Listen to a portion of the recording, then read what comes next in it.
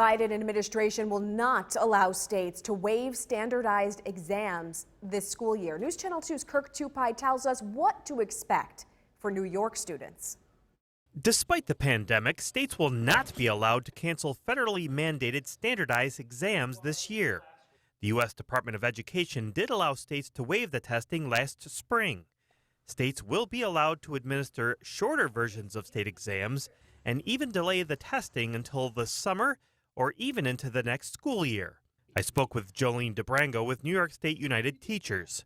Their stance on forcing students to take a standardized test is clear. Nothing about the teaching and learning process has been standardized, so we do not believe that it is fair to assess students based on one standardized test. It just makes zero sense to us right now.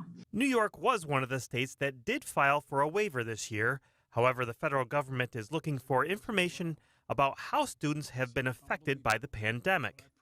The Department of Education writes, "We must also specifically be prepared to address the educational inequities that have been exacerbated by the pandemic, including by using student learning data to enable states, school districts, and schools to target resources and supports to the students with the greatest needs." What we saw across the state was wide support for both the testing waiver and the accountability waiver that the state education department put in. So they actually put this up for public comment, and parents, teachers, education stakeholders alike responded, and they overwhelmingly supported the state moving forward with asking the federal government for the waiver. The Department of Education says it's allowing remote administration where feasible and encouraging districts to consider excluding test results from students' final grades.